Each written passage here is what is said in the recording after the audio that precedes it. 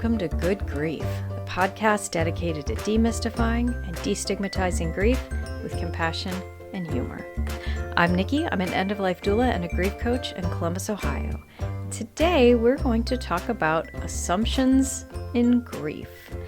Stumbled across an article a while back, saved it, and here I am going to discuss it now. All about the assumptions in grief and what they do to our grieving process. Okay, so today I want to go a little more in depth on pre-existing grief assumptions. I stumbled across a really great article on whatsyourgrief.com, which I will link in the description, on how pre-existing grief assumptions can make grief worse. And this is something I've talked about a lot already, or at least I've mentioned in several episodes already. And I figured I'm going to go a little more in depth into this because this is a big problem. And this is a lot of why I even started this podcast to begin with. And I talk about destigmatizing grief. And I've been asked, I've been interviewed on some other podcasts and like, well, what does that mean, destigmatizing or demystifying grief? And my response is typically, grief is something we're not talking about as a society. Or even if we are talking about it, we might be talking about it in the wrong ways and not really discussing our own personal experiences with grief. And I'm not saying you have to, right? You don't have to go out and start telling strangers on the street, I lost my mom and here's how I've been feeling about it. Here's how long. You don't have to do that. But again, it's like we're hiding our grief from the world. So I'll get a little more into that later. So let's start out talking about our assumptions we have and where they're coming from. We might have preconceived notions about what grief is and how it should go. I've talked about that a lot and how you need to let that go. And there is no right or wrong way to grieve, but it's also really hard to fully understand grief at all until you've experienced it yourself. So until you've had that first real grief experience, you're going on what you've seen, right? And this is where our assumptions come from. We learn most stuff from the world by observation. And this starts in early childhood. And this is why I had a whole episode, and I actually have more information. I want to do a second episode on how to talk to your children about grief, because what you tell your children can really affect how they grieve in the future. And my biggest thing with kids, when people have asked me about talking to kids, is you have to be honest with them. You can't use flowery language. You have to be direct and be honest, because kids will make up their own narrative if they don't have one put in front of them. So our current assumptions will come from things that maybe we were told as little kids, but overall, let's think about movies, TV, media, things that we've seen.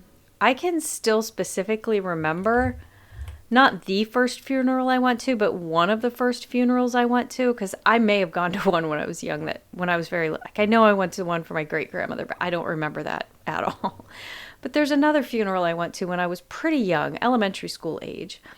And all I knew of funerals is what I'd seen in movies and TV. So I had assumed it would go a certain way, that, we'd be at the graveside in folding chairs, somebody'd have an umbrella, and the main, grieving person, in this case it was a mother who lost her child, and I'm not going to share much more because that's not my story to tell, but I just assumed, she'd be wearing a veil and somebody'd have an umbrella and she would be silently sobbing and everybody would have somber expressions and a priest would be giving a eulogy, and it wasn't like that at all. It was very different, obviously, but that was the preconceived notion I had in my head. And obviously that was, a little bit incorrect. All funerals are going to be a little different, right? But you think about what you see on movies and TV also about grief, and you see there's a lot of different things you see in grief in movies and TVs. You'll see the widow who's throwing herself on a casket and sobbing, and you'll see the person who lost their husband 20 years ago and they're still wearing black every day, and you'll see the person who's, I'm not going to use soap opera as an example because that's awful. You see the person who's over it and doing their thing 2 weeks later. So you'll see a lot. And I'm not going to say any of these representations are incorrect, but they're only showing part of a full narrative of grief, right? They're only showing you a snapshot of what's there. Just a little tip of the iceberg. But you also look at what you learn from society as a whole and the messages that our society is giving us. I'm not going to get back on my soapbox on the 3-day bereavement thing because I will hammer that into the ground forever. But, you're told you grieve for a certain amount of time and then you get over it. That's what society is saying. And even if you're watching other people around you, you might see somebody back into their quote unquote normal life a couple weeks after a significant loss. That doesn't mean they're, over it, or that they're getting past it, or that they're feeling better. They're just adapting to their grief, right? I've talked about that a lot. How you don't get over it, you just adapt to it and you learn to walk with it. But you don't see what they do at home, or you don't see inside their head. They're only, even if it's somebody really close to you, you're only knowing their grief as far as what they're showing or telling you. You're not going to see the stuff inside unless they tell you or show you. So you can't get a full picture of grief and loss from anybody, really. And I mean, you could say that about any emotion or any life experience. You can't know what's going on in somebody else's head. Which is why I always say be kind and treat people with grace, because you don't know what they're, what's going on in their brain. So we just have a whole lot of world around us that tells us what grief, quote unquote, should be, right? And like I said, until you've experienced a significant loss on your own, you're not going to fully grasp what it will be like, because you don't know yet how you cope with grief. Because even if you get a nice big full picture from somewhere else, that might not be how you feel it. So how do these assumptions impact how we grieve? Well, as I've said before, you might feel pressure or feel like you're wrong, I'm using air quotes, in how you're grieving because it's not what you had seen or experienced prior to this. And it can be incredibly frustrating for you, especially if you're feeling pressure on, I got to be over this in 3 days so I can go back to work. There we go again. But it's easy even when you understand, like, okay, I know there's no time limit for grief, but it's been 6 years and I'm still absolutely devastated by this particular grief. And you might still feel like this is wrong. I'm not normal. This is bad. I should be feeling better by now. It's been so long. Why do we do that? Why do we still kick ourselves for feeling what we think is incorrect or wrong? Well, we as humans are really, really protective of our fundamental beliefs about anything and everything. Like, challenge somebody on their religious beliefs. Don't do that. But think about what happens when you challenge somebody on their religious beliefs or their political beliefs. Instead of maybe listening to you and thinking, okay, let's hear them out. Maybe something about what some little part of my belief system could be different or isn't necessarily wrong, but could be a little bit different. You're going to shut down. You'll be like, no, this is what I believe. And F you for trying to change that. Right. And that's our beliefs on everything are like that. And it's just, we're hardwired to hold on to that stuff as hard as we possibly can and not let it go. So it's easier for us to beat ourselves up and say we're doing something wrong than try to change that belief. It sucks. And I think hearing that out loud, you're thinking, that's sad. It is. I'm guilty of that too. I will clutch on to some of my beliefs and you'll have to pry them out of my cold, dead hands. And it's hard for us to let those go and think maybe this belief is wrong or incorrect, at least for me. So what can you do about this? You're grieving a loss. It's been a period of time and you're still feeling stuck. And you're still feeling quote unquote wrong. What can we do to combat this? Well, first thing you can do is learn all you can about grief. Listen to podcasts like not just mine, listen to other podcasts on grief, or, find some YouTube videos, read some books. There's endless books on grief and grieving and loss and articles. You could do a simple Google search on grief myths and come up with 10,000 articles that people have written about myths with grief.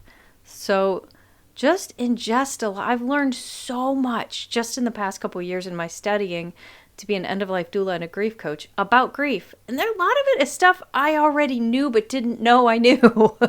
It's things you unlock in your brain like, oh, that makes sense. I knew that already, but I didn't know that, right? So, like, simple things like just reading more, just ingesting more information on grief and grieving. After you learn about myths and learn more about truths and whatever, take some time with yourself. Sit down and think about it and think, okay, what pre-existing assumptions do I think I might have? Because you might not realize that you've got this assumption. So sit down and think about it. Write it out, right? I always talk about journaling stuff out. Writing stuff out always helps me. And I have tons of full notebooks to prove that. But make a bullet list. Like, okay, apparently I've been thinking that I need to be over my grief in a certain period of time, be it, 2 years, 10 years, whatever. That's something apparently I've believed, or I've believed that I can't share my grief with it. You just write out myths that you are realizing now that you've held all this time. What about those myths are incorrect to you? What about you might be different than what you've thought all this time?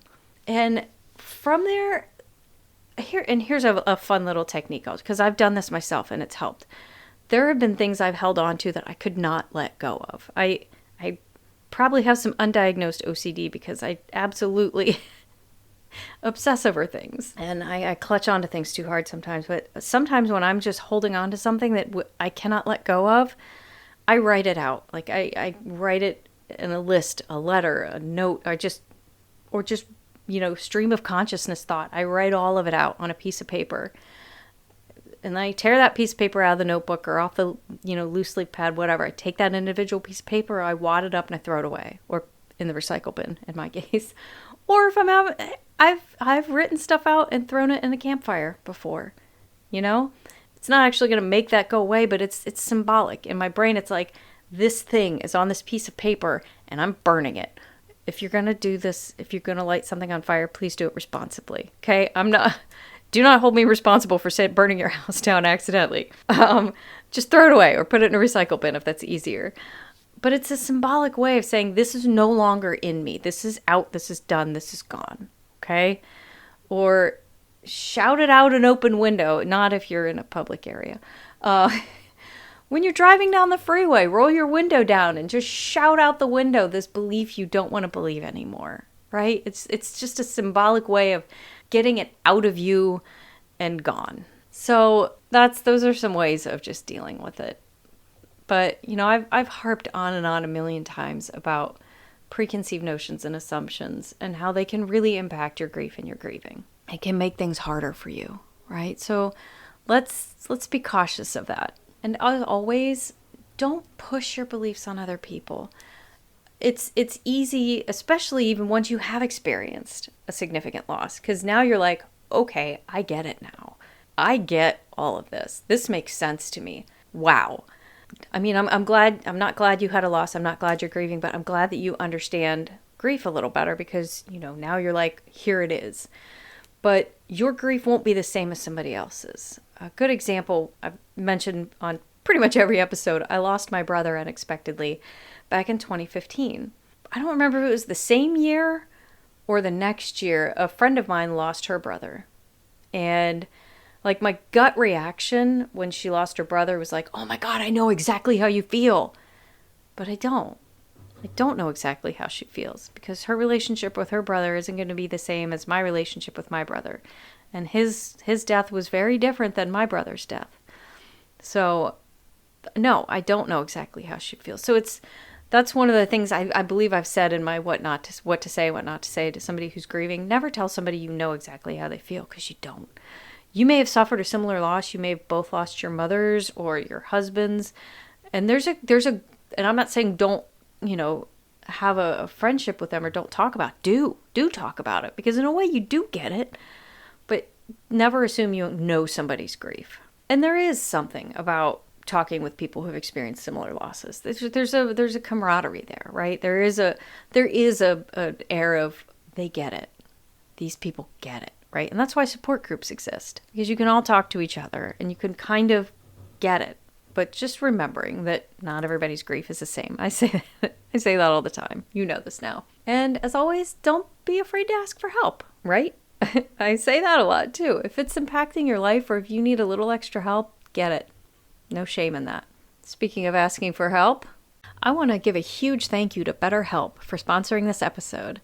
If you've been listening to my podcast for any period of time, you know I'm constantly reminding you that asking for help is okay. And it's a great way to work with your grief. And the folks at BetterHelp are there for you. BetterHelp is the world's largest therapy service, and it's 100% online. So if you, like me, don't like to wear pants all the time, you don't have to. With BetterHelp, you can tap into a network of over 25,000 licensed and experienced therapists who can help you with a wide range of issues, like grief. To get started, you just have to answer a few quick questions about your needs and preferences in therapy. That way, BetterHelp can match you with the right therapist from their network. It's kind of like matchmaking, but with therapy. Then you can talk to your therapist however you feel comfortable, whether it's text, chat, phone call, video call. For video, you might want to wear pants. You can message your therapist at any time, and you can schedule live sessions when it's convenient for you.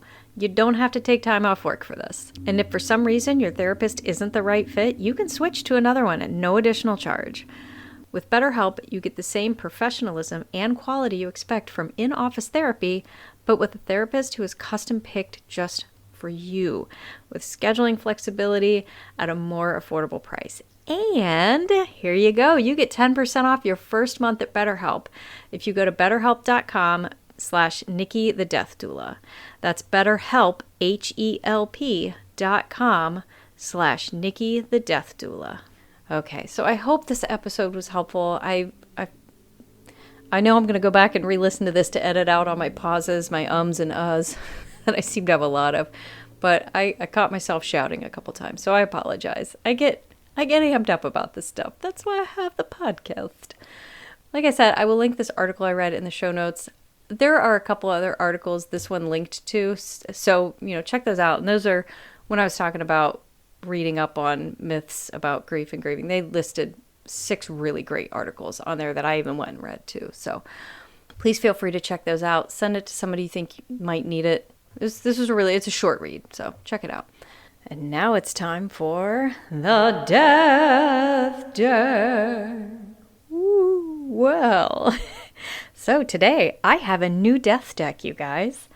The makers of the Death Deck, which you can find at deathdeck.com, or I think it's thedeathdeck.com, came up with a new deck of cards called the End of Life Deck. It's a lot smaller, fewer cards, but this is more on end of life things, kind of right up my alley as a doula. So I'm going to pull one from this deck now, and then maybe I'll just shuffle a whole shlemoo together one day. I just made up that word. All right. Shuffle these up and pick one. All right. Visitation. Have you experienced dreams, signs, or visitation from deceased family members or friends?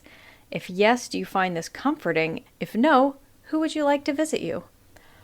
Oh my God. I had a period of time when I had recurring dreams about both my grandmothers coming to see me. And it was always incredibly creepy. It wasn't a sweet, we're here to give you a message from beyond. It was always, they would just be standing at the foot of my bed staring at me, or things like that. Yeah, there was one dream in particular I can think of that was just utterly, really awful. I feel bad saying that. I love my grandmothers, and I would love to have them come visit me sometime in my dreams in a more happy way. Yeah. But I will share real quick, a very, very quick story. I had a dream about a month, maybe 2 after my brother died. And in this dream, I was out at my parents' house, and I wasn't living there, but I had a lot of stuff with me. So it was like I was there for a period of time. But my parents and I got into a huge fight, and I was yelling. I said, "That's it, I'm done. I'm leaving. I'm never coming back." And I threw my stuff in a bag, and I set the bag down by the front door, and I went to go put my shoes on, and my brother walked up behind me, and he was like, "Hey, Nikki." And I was like, "What?" And we just chatted for a minute, and he's like, I know Mom and Dad are frustrating, but they're not going to be here forever. and you need to take care of them now more than ever. And I looked at him and I was like, you're right. I think I overreacted. I'll apologize. And I went to pick up my bag to take it back upstairs. And as soon as I put my hand on the bag, I stopped and said, wait a minute. Scott's dead. And I stood up and turned around and he was gone. And I woke up shortly after that. So that's one that sits with me. I'll never forget that dream, obviously, as long as I live. It was just like, I told a story on a very popular podcast called Risk. It's a storytelling podcast about my brother and my loss with him. And I bookended my story with that. That was at the end. But at the beginning, I opened my story with a time when I was young and it was Christmas Eve and it was raining really hard. And for some reason, my little 7-year-old or however old brain made me think that meant Santa wasn't coming. And I was so upset. And to this day, I don't remember what my brother said to me, but he said something that just made me think everything was going to be okay. So we didn't always get along, but there were 2 points in my life where my brother really just made me feel like everything was going to be okay. That was a very long tangent, I'm sorry, but I had to share that story. So thank you for sticking with me through it. All right, thank you so much for tuning in. I hope you got something out of this. And as always, just remember, your grief is yours. Your feelings are valid. Grief doesn't always have to suck. If you enjoyed today's episode, please leave me a review on Apple Podcasts or wherever you're listening today. It really helps the algorithm so more people can find me. But if you'd like to find me elsewhere, I'm at nikkithedeathdoula.com. I'm also on Facebook and Instagram at nikkithedeathdoula. Please feel free to reach out to me there. And if you'd like to support me on Patreon, you can find me at patreon.com/nikkithedeathdoula. As always, all the money I receive through my Patreon goes into a fund so that I can provide pro bono work to those who cannot afford my services. You'll also get access to bonus content and maybe even a shout out here on the podcast. Scripts, editing, sound design, production, literally everything is done by me, myself, just me. Except for the music.